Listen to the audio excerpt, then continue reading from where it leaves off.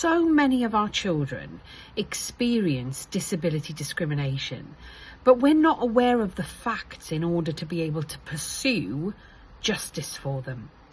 So I'm going to go through some things that are going to be really helpful for you today. It's against the law for a school or any other educational provider to treat disabled students unfavourably. And what I mean by that is direct discrimination. So this is where they are told they're not allowed, they're not included, they're not allowed to be involved in something because of their disability. That's probably the most straightforward one that we all tend to spot. Then there's discrimination arising from a disability. So this is where perhaps a child wouldn't be allowed out to play because it would be too long to get them there in their wheelchair, for example. Then there's indirect discrimination. This is the one that I think is possibly one of the most common that we tend to overlook. This is where, for instance, things are provided in a way that doesn't include a disabled student. So for instance, an application form or a type of learning that doesn't allow them to use their way of communication. So perhaps an application form that's only set in one format and doesn't allow the student to be able to apply in another way. This is indirect discrimination.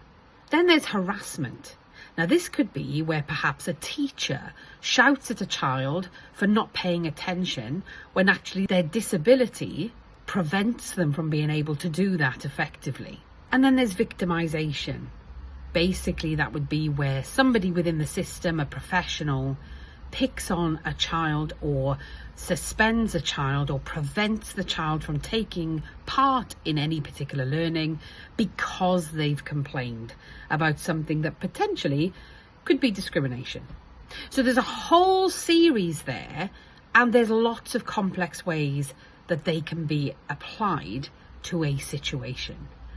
And so what we've done is we've brought a fantastic barrister to come and give you the right information, to bust those myths and understand whether you have a claim and how you go about claiming for a disability discrimination case.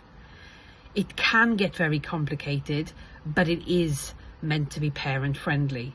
So come along to the webinar, listen to our barrister, listen to what they've got to say, ask your questions, of course, to make sure that you have a very good understanding, and then you'll feel more empowered to take your case forward to get justice for your child. I've put all the details below.